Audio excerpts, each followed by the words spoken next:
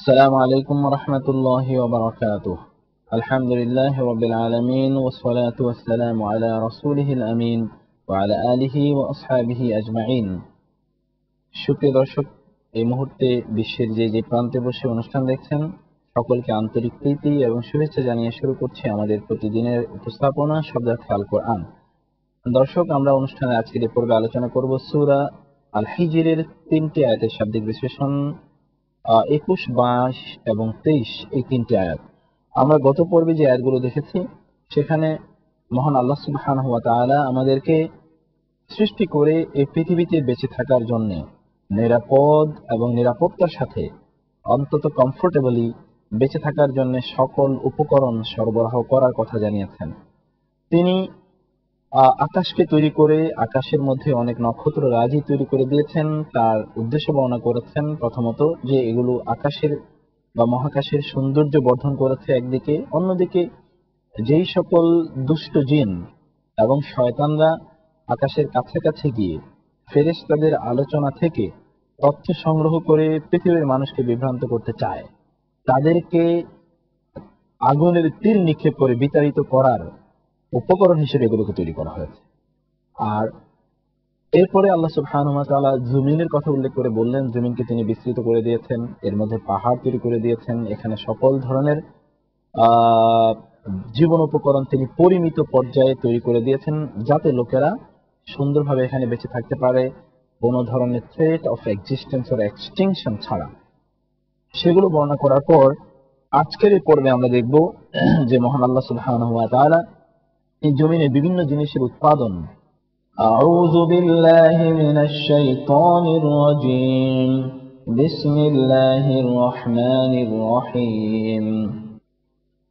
وَإِن مِّن شَيْءٍ إِلَّا عِندَنَا خَزَائِنُهُ وَمَا نُنَزِّلُهُ إِلَّا بِقَدَرٍ مَّعْلُومٍ وَأَرْسَلْنَا الرِّيَاحَ لَوَاقِحَ فَأَنزَلْنَا مِنَ السَّمَاءِ مَاءً فَأَسْقَيْنَاكُمُوهُ وَمَا أَنتُمْ لَهُ بِخَازِنِينَ وَإِنَّا لَنَحْنُ نُحْيِي وَنُمِيتُ وَنَحْنُ الْوَارِثُونَ صدق الله العظيم। এবং নেই কোনো জিনিস, তবে আমাদের কাছেই রয়েছে তার স্টোর, তার সংরক্ষণের সকল বিষয়, তার সংরক্ষণ রয়েছে, সংরক্ষণের স্থান রয়েছে আমাদের কাছেই। আর আমরা নাজিল করি না তা তবে একটি নির্ধারিত পরিমাণ অনুসারে। আর আমরা প্রেরণ করি বাতাস, যেটা ফার্টিলাইজিং, অর্থাৎ যেটি কোনো জিনিসকে উৎপাদনশীল করবে, ফলদায়ক করবে, তেমনি বাতাস আমরা পাঠাই।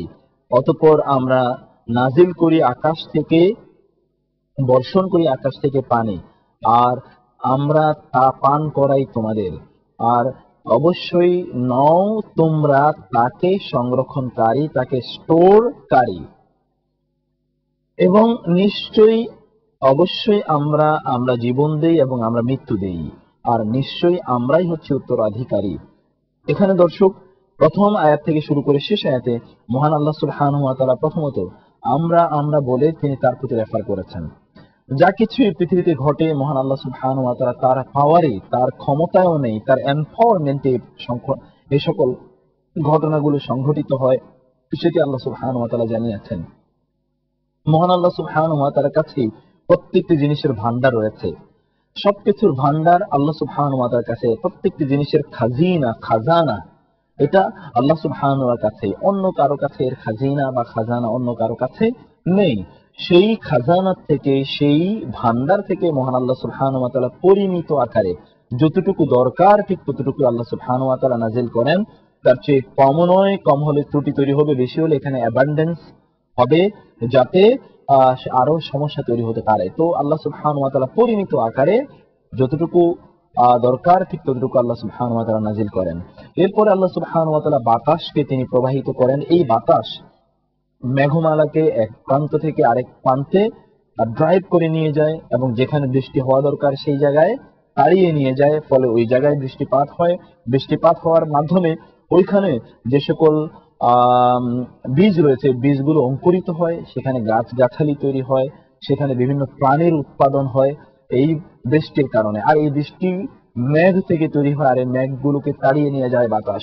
অতএব বাতাস একটি ফার্টিলাইজিং, এটি হচ্ছে ফল তৈরি করে বিভিন্ন ভাবে কোনো একটা জায়গাকে ফার্টিলাইজেশনের কাজ করে থাকে এই বাতাস। এই বাতাসের মাধ্যমে আল্লাহ সুবহানাহু সে কাজ করে থাকেন। বৃষ্টিপাতের মাধ্যমে আমাদেরকে পানি দেন এবং জমিনকে তিনি পানি সিঞ্চিত করে থাকেন। আল্লাহ এভাবেই আমাদেরকে জীবন দেন এবং মৃত্যু দেন, আর ফিরে যেতে হবে আমাদের সকলকে তার কাছেই। এই হচ্ছে এই তিনটি আয়াতের মূল কথা। তো এবার আমরা দর্শক এই তিনটি আয়াতের শাব্দিক বিশ্লেষণ দেখে নেব। وَإِن مِّن شَيْءٍ إِلَّا عِندَنَا خَزَائِنُهُ। এবং ইন নেই, মনে রাখতে হবে দর্শক, ইন শব্দটির অনেকগুলো অর্থ আমরা আগেও আলোচনা করেছি। ইন মানে কখনো কখনো নিশ্চয়ই অর্থে ব্যবহৃত হয়, কখনো কখনো ইন শব্দটি না অর্থে ব্যবহৃত হয়, যেমন এখানে হয়েছে। কখনো ইন যদি, কন্ডিশনাল, এই অর্থে ব্যবহৃত হয়, ইন যদি, আবার ইন না। এখানে মনে রাখতে হবে ইন না শব্দটি অর্থে তখনই ব্যবহৃত হয় যখন এরপরে একটি ইল্লা থাকবে। ওয়া ইম মিন শাইইন ইল্লা ইউসাব্বিহু ওয়া ইম মিন শাইইন ইল্লা ইনদানা খাযাইনু।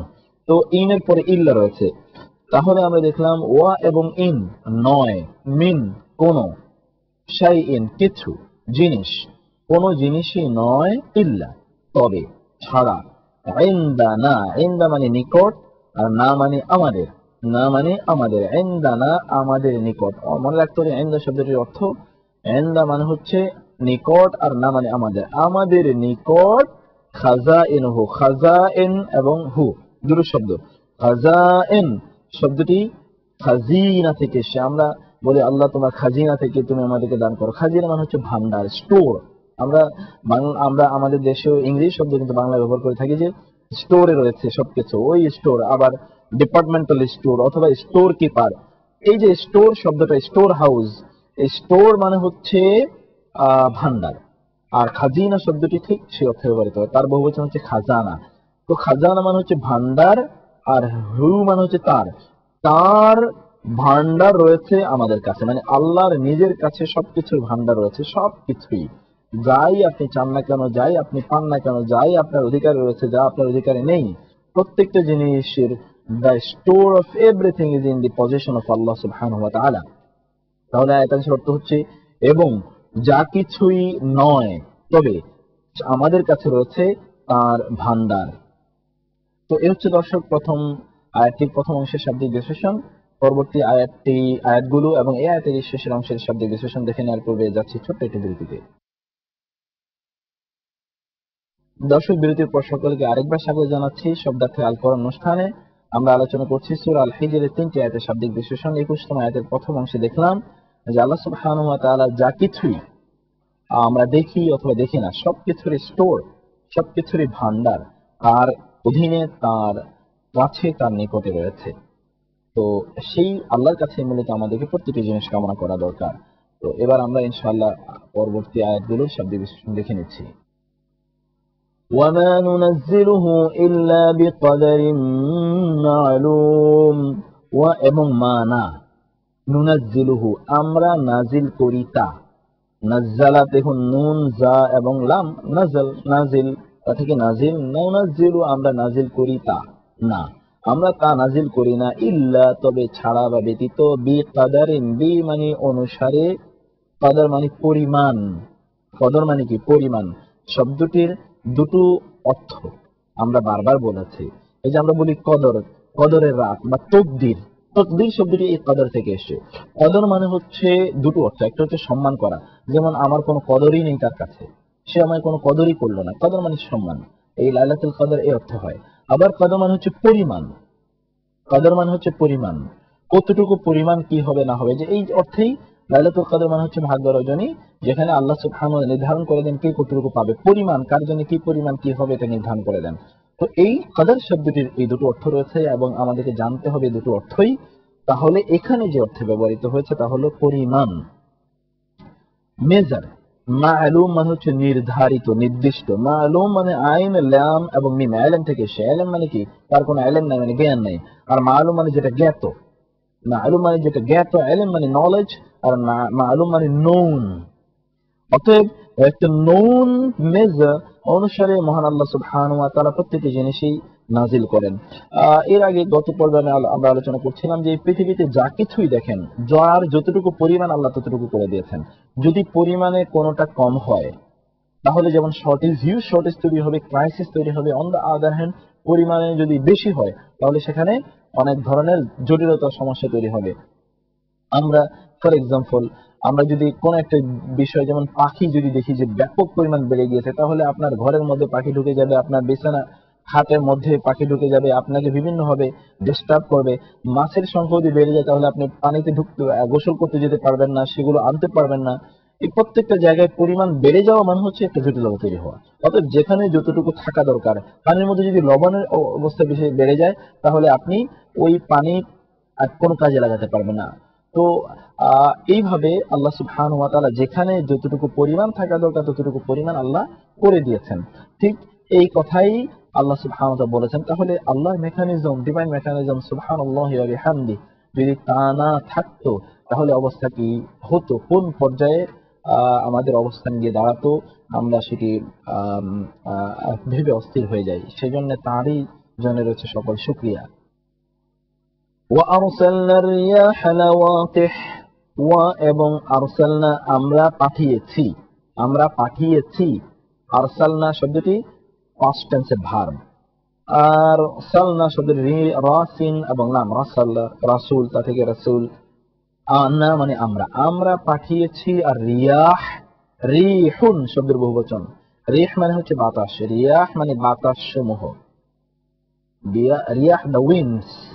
আমরা পাঠিয়েছি। লাওয়াকিহা শব্দটি লাওয়াকিহা বহুবচন, লাকিহা এর বহুবচন।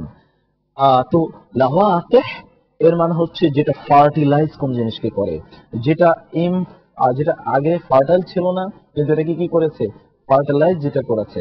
যেটা ইনফার্টাইল ছিল সেটাকে ফার্টিলাইজিং করা, অর্থাৎ কোন জিনিস উৎপাদন করতে, কোন জিনিস উৎপাদন করতে ব্যর্থ বা অক্ষম সেটাকে উৎপাদনশীল করে দেয়া। অতএব এই বাতাসকে আমি পাঠাই কোন জিনিসকে উৎপাদনশীল করে নেয়ার জন্য, ইমপ্রেগনেটিং পাওয়ার দিয়ে, ফার্টিলাইজিং পাওয়ার দিয়ে আমি এটাকে পাঠাই। কারণ হচ্ছে, যেমন ধরেন জমিনে কোথাও হয়তো একটা বীজ পড়ে আছে, কিন্তু পানির অভাবে এই বীজটি গাছে অঙ্কুরিত হতে পারেনি, গাছে এটা পরিণত হতে পারেনি। তখন ওইখানে বৃষ্টি হয়। বৃষ্টি হবে কোত্থেকে? মেঘ তো এখানে ছিল না, বরং মেঘ এই যে বিভিন্ন আম, আহ, আহ, যে নদী, সমুদ্র বা সাগর ইত্যাদিকে কেন্দ্র করে সেখানে বাষ্পায়ন হয়। এই বাষ্পায়ন হয় ছোট্ট ছোট্ট ছোট্ট ছোট্ট এই যে আপনার পানির টুকরা, বিন্দু, এগুলো এক জায়গায় হয়। এক জায়গায় হলে বাতাস এগুলোকে আবার একত্রিত করে, একত্রিত হলে এগুলো তখন একটার উপর আরেকটা স্ট্যাকিং হয়ে যায়। স্ট্যাকিং হয়ে গেলে বাতাস এগুলোকে ধাবমান করে নিয়ে যায় ওই জায়গায় যেখানে পানি দরকার, বৃষ্টি যেখানে দরকার। অতএব ওই জায়গায় এগুলো যায় মেঘমালা, মেঘমালা গিয়ে সেখানে বৃষ্টিপাত হয়। ওই যে সিড যেখানে শুকিয়ে গিয়েছিল সেখানে বৃষ্টিপাত হওয়ার পর এবার এখানে প্রাণ আসে এবং এটি একটি গাছে রূপান্তরিত হয়। এইভাবে মহান আল্লাহ সুবহানাহু ওয়া তাআলা বাতাসকে ইমপ্রেগনেটিং পাওয়ার দিয়ে পাঠিয়েছেন। এইটাই এখানে আয়াতের কথা এখানে বলা হয়েছে। তাহলে আমরা বুঝলাম যে এবং আমরা পাঠিয়েছি বাতাসকে ফল সৃষ্টিকারী অথবা প্রোডাক্টিভ, কাউকে প্রোডাক্টিভিটি কার মধ্যে নিয়ে আসার ক্ষমতা দিয়ে।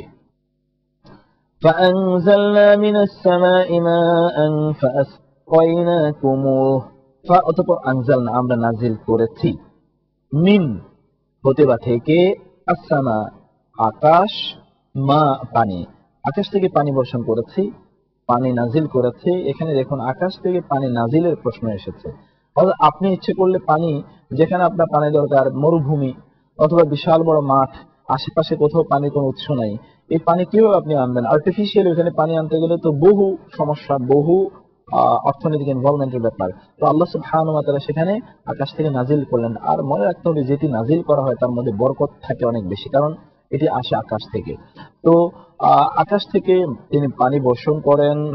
অতঃপর আসকাইনা কুমু, আসকাইনা শব্দের সিন কফ এবং ইয়া, সাকিউন, সাকিউন মানে হচ্ছে পান করা, তা থেকে সাকি যে পান করায়, সাকি যে পান করায়, আসকাইনা আমরা পান করাই, কুমু তোমাদের, কি, হু, এই যে হু, হু মানে হচ্ছে তা মানে হচ্ছে ওই পানি, পানি আকাশ থেকে বর্ষণ করি এবং সেই পানি তোমাদেরকে পান করাই।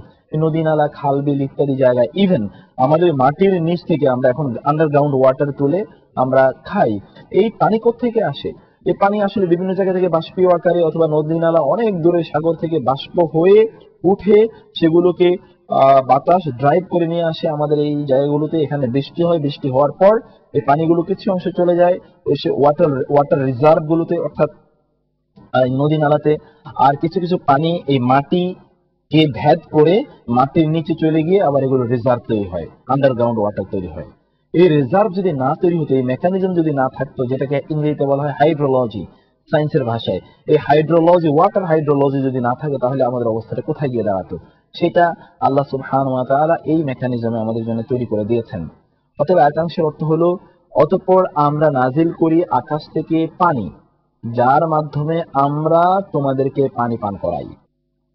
ওয়ামা আনতুম লাহু বিখাজিনিন, ওয়া এবং মা নও, আনতুম তোমরা, এবং নও তোমরা, লাহু লা মানে জন্যে, হু মানে তার, তার জন্যে তোমরা হও না, অর্থাৎ ওই পানির জন্য তোমরা হও না, বি মানে হিসাবে, খাজিনিন, খাজেন শব্দের বহুবচন খাজিনিন। খাজেন শব্দটি আমরা এর আগেও কিছুক্ষণ আগেও দেখে এসেছি, যেমন মাখাজ, খাজা ইনা, খাজা এনা শব্দের থেকেই খাজেন, খাজা এনা মানে খাজিনা, যার কাছে রয়েছে তাকে বলা হয় খাজেন। খাজিনা মানে হচ্ছে ভান্ডার, আর খাজেন মানে হচ্ছে যে ভান্ডারের মালিক, মানে store owner, owner of the stores, যে ভান্ডারের মালিক। তোমরা তো এই পানির ভান্ডারের মালিক নও। অর্থাৎ পানি আমি আকাশ থেকে বর্ষণ করি, এগুলোকে আমি আবার রিজার্ভ করে রাখি। যদি ধরেন আমাদেরকে যদি এই পানিগুলো রিজার্ভ রেখে আমাদের নিজেদের বাঁচার জন্য কোনো প্রয়োজনীয়তা হতো, বা আমাদের যদি সেই দায়িত্ব থাকতো যে আকাশ থেকে পানি বর্ষিত হবে বা বর্ষণ করা হবে, তারপরে এগুলোকে আমাদের রিজার্ভ করে রাখতে হবে, এরপরে আমাদের জীবন চালাতে হবে, তাহলে কিভাবে আপনি পানি রিজার্ভ করে রাখতেন? কোথায় পানি রিজার্ভ করে রাখতেন? কিভাবে এই মেকানিজম কিভাবে আমরা ডেভেলপ করতাম? আমাদের যদি বৃষ্টিপাত না হয় তাহলে কি আর্টিফিশিয়ালি আমরা বৃষ্টিপাত তৈরি করে তারপরে পানিটা আমরা এভাবে আমরা সংগ্রহ করতে পারতাম? আবার আকাশ থেকে যে পানিটা বর্ষিত হয় সেই পানিটা তো অত্যন্ত পিওর, সেটা অত্যন্ত হাইজেনিক। তো এই কোন মেকানিজমে আমরা এই পানিটাকে এতটুকু হাইজেনিক করতে পারতাম এবং এতটা পিওর করতে পারতাম? আবার পানি এই যেটা বর্ষিত হয় এটা আবার এই বিভিন্ন ভাবে ফিল্টারিং হয়ে এই মাটির বিভিন্ন স্তরে ফিল্টারিং হয়ে পানিটি যখন মাটির নিচে চলে যায় তখন এটা অত্যন্ত বিশুদ্ধ এবং আমাদের শরীরের জন্য অত্যন্ত উপযোগী পানিতে সেটা পরিণত হয়, কারণ ফিল্টারিং হয়ে এর মধ্যে যত ময়লা আবর্জনা থাকে সব ময়লা আবর্জনা কেটে যায়। এই মেকানিজম আল্লাহ সুবহানাহু ওয়া তাআলা তৈরি করে দিয়েছেন, আমরা এগুলোকে সংরক্ষণ করার মতো ক্ষমতা আমাদের নাই।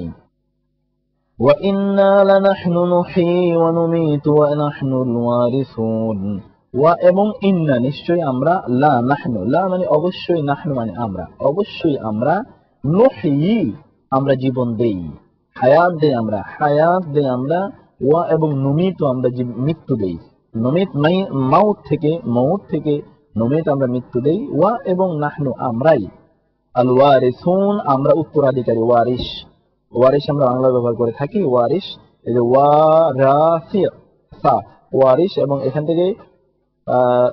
থেকে ঔরস জাত আমরা বলি, যে ঔরস জাত, এই ওয়ারিস যে যার সাথে উত্তরাধিকার রয়েছে সেটাকে ঔরস জাত বলা হয়।